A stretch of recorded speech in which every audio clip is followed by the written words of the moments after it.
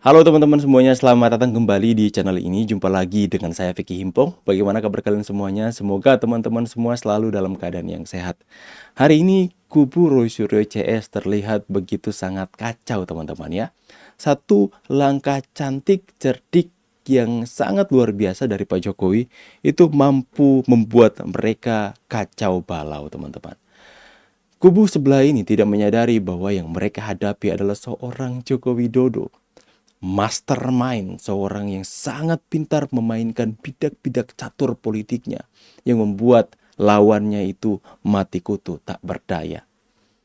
Mereka tidak menyangka, tidak menyadari bahwa yang mereka hadapi ini adalah seorang yang tidak gentar sekalipun dari tekanan asing untuk menguasai Indonesia, menguasai sumber daya alam Indonesia.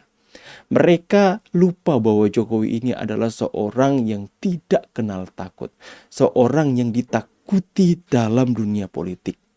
Karena pengaruhnya yang begitu besar, cara bermainnya yang seolah-olah tidak melakukan apa-apa atas kejadian yang ada, akan tetapi Jokowi mampu melakukan sebuah gebrakan dalam setiap keputusannya. Mereka lupa bahwa Jokowi ini adalah orang yang mampu membawa Indonesia keluar dari krisis COVID-19 dengan keputusannya yang luar biasa dahsyat, membuat Indonesia itu berhasil keluar dari krisis yang melanda waktu itu. Kita bisa melihat bahwa mereka ketar-ketir hari ini. Kita saksikan bagaimana Refli Harun mengatakan, jika nanti ada keputusan dari hakim yang memiliki kekuatan hukum yang tetap menyatakan ijazah Jokowi asli, kami akan minta maaf. Kita simpan videonya dan kita nantikan apakah orang mereka seperti mereka sanggup untuk minta maaf. Kita saksikan. Firm asli, kita minta maaf kalau memang firm asli. Bentar. Tapi kalau seandainya Pak Jokowi menunjukkan dan kemudian dibuktikan bahwa ijazah itu asli, Anda bersedia minta maaf? bro, sekarang masalahnya adalah Ya nggak, ini misalnya. iya harus ada atau tidak, itu aja. Bro, ngerti nggak Anda? Harus ada putusan pengadilan yang berkekuatan hukum tetap yang menyatakan ijazah itu asli. Kita minta maaf. Kita simpan videonya. Dan kita akan lihat prosesnya nanti di pengadilan. Apakah ketika dinyatakan oleh pengadilan ijazah Jokowi asli, mereka akan minta maaf? Kita tunggu kelanjutannya. Kita saksikan video selanjutnya. Berarti Mbak Kosi, menurut Anda ini sengaja ditunda-tunda kemarin menunggu KUHP baru berlaku? Bukan menunggu KUHP baru, menunggu atensi Solo. Solo maunya gimana? Oh, ternyata setelah ada pertemuan Solo katakan, ayo lanjutkan. Tapi bentar, ini Ya. kan nampaknya jadi menuding bahwa polisi ini bekerja tidak sesuai dengan Iya, prosedurnya. tadi loh, parameternya Bang. jelas. Kalau dia sesuai prosedur, harusnya komitmen yang pertama adalah pemanggilan saksi dan ahli yang meringankan sesuai dengan hasil gelar perkara khusus. Oh, itu belum ya? Belum sampai hari ini begitu loh. Kok tiba-tiba setelah ada peristiwa suruh langsung dilimpahkan, seolah-olah biarinlah limpahan dulu. Toh nantinya juga akan ada petunjuk dari jaksa, apalagi berlakunya KUHP dan KUHP yang baru tidak mungkin juga kita tahan di penyidikan akan lengkap, akan selalu ada petunjuk jaksa, apalagi menggunakan pasal-pasal yang pasti akan berubah. Jadi saya melihat memang ada corak ya Solo yang mengagitasi proses penegakan hukum sehingga tidak lagi mengikuti apa yang sebelumnya sudah dikomitmenkan oleh penyidik Petunjuknya apa Polda. memang kalau menurut Anda, dugaan Anda nih? Nah, yang pertama, disimpangi tahapannya. Yang tadinya akan memanggil ahli yang meringankan, saksi yang meringankan. Yang kedua, kenapa itu segera di follow up setelah ada kunjungan ES dan DAL ke Solo yang mereka minta restoratif, seolah-olah itu sudah dipenuhi dengan adanya permaafan, lu proses secara hukum. Kenapa? Karena Jokowi menyatakan secara permaafan sudah diberikan, tetapi perkara proses hukum. Dan proses hukum untuk bisa lepas, nggak cukup dengan maaf Jokowi. Dia harus mengajukan restoratif justice. Dan restoratif justice itu nanti akan dijadikan sarana untuk memecah belah. Kubu yang mau minta maaf, yang sudah tunduk oleh geng Solo, nanti bisa dilepaskan. Nah, kubu yang ngeyel, yang nggak mau minta maaf, padahal belum jelas kesalahannya apa, belum jelas juga ijazah itu apakah hasil apa palsu, belum ada. Kok ada ya teman-teman ya, pengacara yang sukanya menuding teman-teman ya. Ada pengacara seperti ini. Darmijal itu. Pertemuan itu tahunya dari Pak Darmijal. Benar-benar yang seperti yang itu tadi ya. Ya, terus Percakapan itu tadi itu benar-benar sumbernya dari Darmijal. Pak Darmijal yang menyampaikan ke saya bahwa memang ada silaturahmi. Silaturahmi untuk berharap antara Egy dan Damai dengan Jokowi itu minta damai. Persoalan damai itu tidak disampaikan ya. Tapi minta disampaikan restoratif silaturahmi. justice Cuman gitu. RJ itu Ada. dari Polda dan Oh. saya lihat suratnya memang ada. Karena memang ada penyidik dari Polda yang hadir juga pada 8 Januari. yang dua polisi Ya, disebutkan dua polisi. itu. Apakah itu? Kemudian apakah Tidak, ada saya respon? tidak pernah berkomunikasi dengan itu, Mereka. tapi saya berkomunikasi dengan penyidik kami di Kamnek pada saat kami datang, terus kemudian menyampaikan bahwa ini ada permohonan. Sebentar. Karena yang terakhir kami pahami itu yang datang permohonan restoratif justice itu yang kami pahami datang dari Jokowi. Karena ini mengutip pernyataan dari Yakub Hasibuan, awal sebelum pertemuan itu terjadi, Pak Jokowi tidak memikirkan itu. Tapi setelah pertemuan karena dinilai ada itikat baik, makanya Pak Jokowi berniat untuk merekomendasikan restoratif justice. Jadi siapa yang mengajukan RJ ini sebetulnya? Egy Damai atau Pak Jokowi? Saya disampaikan oleh penyidik Polda bahwa ini ada surat permohonan. Permohonan apa? Iya, RJ. Dari Di siapa, pihak Mas? Damai Lubis ya. Dari siapa, Mas? Mas dari Bang Damai. Ya, Bang Oke. Damai. Itu kan sudah dilayangkan suratnya udah jauh sebelumnya kan.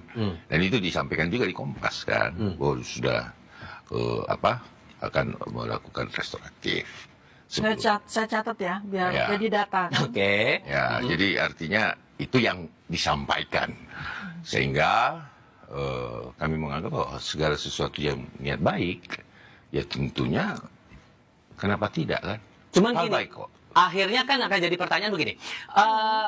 Anda mengadukan waktu itu tentang kasus ijazah ini ke Polres Jakarta Selatan, kemudian kan dialihkan ke Polda Metro Jaya. Ya, betul. Perjalanan kasus sudah sepanjang ini, tapi Anda kemudian di ujung-ujung mengaku terbuka atas upaya restoratif justice untuk Egy dan Damai Hari Lubis ini. Lah, sia-sia dong perjuangan Anda kemudian di polisi kalau begitu. Jadi gini. Kenapa nggak dari awal aja damai sekali ya? Jadi gini, kita kalau berbicara bahwa ini kenapa nggak dari awal, tidak begitu. Jadi gini, kalau kita berbicara restoratif, itu kan upaya hukum yang diberikan undang-undang KUHP yang baru. KUHP baru itu mengatur juga. Itu yang pertama. Ya saya rasa semua upaya hukum kan bisa sah-sah saja untuk dijalankan.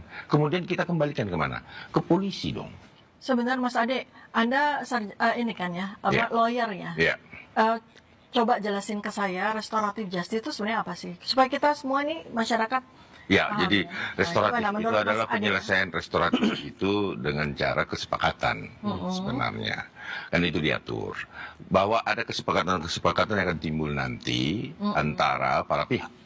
Kesepakatannya dalam bentuk Kesepakatan Baik dalam itu bentuk apa? perdamaian, mungkin permohonan maaf, terus ganti kerugian, selalu ada seperti itu.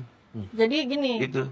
Make Karena sense nggak menurut Anda? gini, sebetulnya untuk saya juga belajar kan. Ya, Restoratif bisa justice. dicek juga di situ kan. Ya, seperti saya itu. belajar. Jadi sebenarnya intinya kemuliaan dari restoratif justice itu adalah Kok human. kemuliaannya. Kita bilang Kemanusiaan. restoratif justice itu adalah pemulihan hubungan Pemulihan hubungan. dan menegakkan rasa keadilan.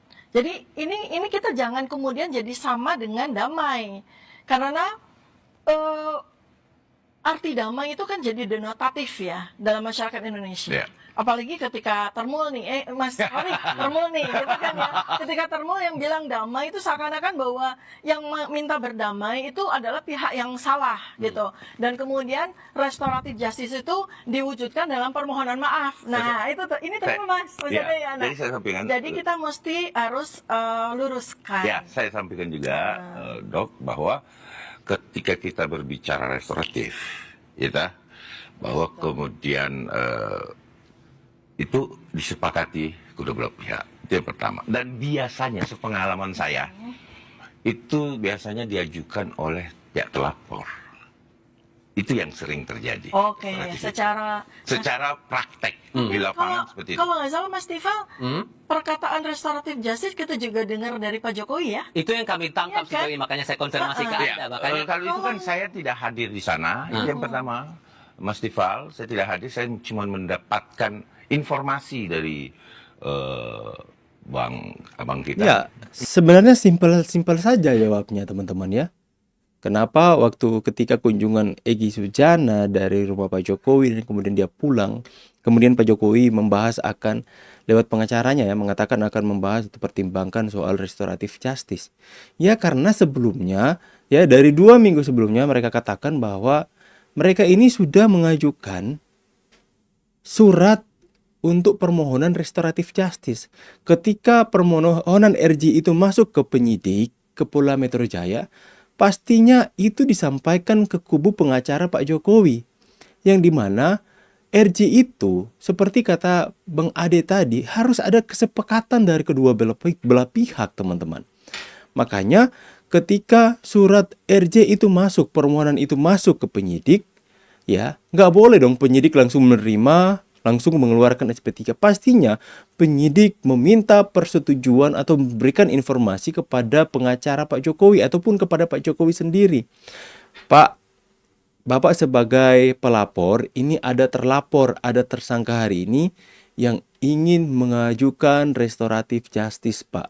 Apakah dari pihak Pak Jokowi sebagai pelapor akan membuka hati untuk akhirnya mengambil sebuah kesepakatan untuk mereka ini bisa menyelesaikan atau mengambil jalan tengah, win-win solution, atau berdamai atau apalah. Yang penting ada kesepakatan dari dua belah pihak agar supaya mereka yang hari ini berstatus tersangka terlepas. Tentu saja ketika waktu itu mungkin informasi itu disampaikan kepada Pak Jokowi, Pak Jokowi waktu itu mungkin masih pikir-pikir, aduh, mau sepakat nggak ya memberikan RJ kepada mereka? Sepakat nggak ya untuk mengambil jalan tengah, untuk membuka hati, untuk memberikan sebuah kesempatan untuk mereka terlepas dari status mereka sebagai tersangka? Apakah saya akan memberikan kesempatan? Mungkin pertimbangan Pak Jokowi itu masih berada di 50-50. 50-50 untuk saya berikan restoratif justice atau tidak ya. Mungkin ada diskusi dengan pengacara dan seperti apa. Akan tetapi ketika Egy Sujana, Damai Hari Lubis, orang-orang yang mengajukan RJ ini datang silaturahmi ke rumah Pak Jokowi, pertimbangan yang mungkin dari 50-50 akhirnya berubah menjadi 100%, memikirkan kembali untuk saya mau memberikan RJ. Saya mau sepakat untuk memberikan restoratif justice. Sepakat untuk sama-sama dengan penyidik mengatakan bahwa ya, kami dari pihak pelapor sepakat dan menerima ajuan RJ restoratif justice dari para tersangka. Simpel kan teman-teman? Bukan Pak Jokowi yang mengajukan. Mereka mencurigai hal itu teman-teman hari ini. Tapi ya anyway lah, kalian pasti bisa memahami ini. Saya pamit dulu teman-teman. See you on the next video and God bless.